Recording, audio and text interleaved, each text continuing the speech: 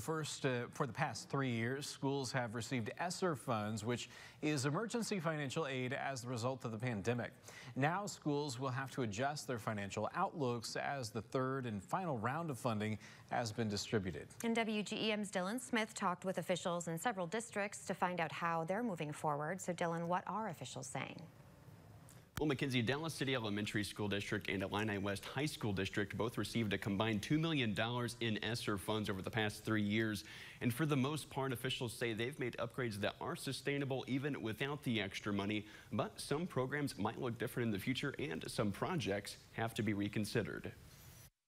In the past 3 years, Dallas City Elementary has dedicated hundreds of thousands of dollars in federal aid to a new roof and the expansion of their after-school programs. We've always been a little bit frugal. That's one reason why we didn't start a whole lot of new things that we couldn't sustain. Now, Dallas City Superintendent Alyssa Tucker says once federal aid has dried up, they'll have to look elsewhere. The school maintenance grant is one fund source that we have applied for and have received.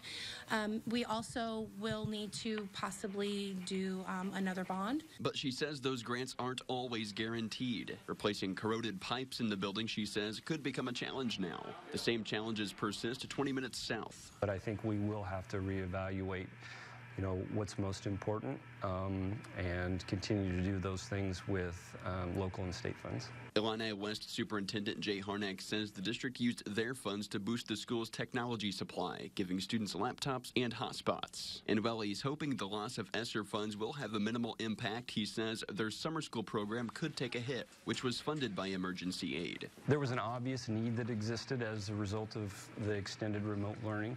Having a full year in person, one of the things I think we need to do is evaluate, do we need summer school? Dallas City used part of the funding to hire an extra paraprofessional, which Tucker says the district won't be able to bring back. For now, both Harnack and Tucker say the next year's budgeting process will include some changes, with the main question being, do we have the sustainability from a funding standpoint to be able to backfill some things that we may have added through grant funds, or will we need to remove things?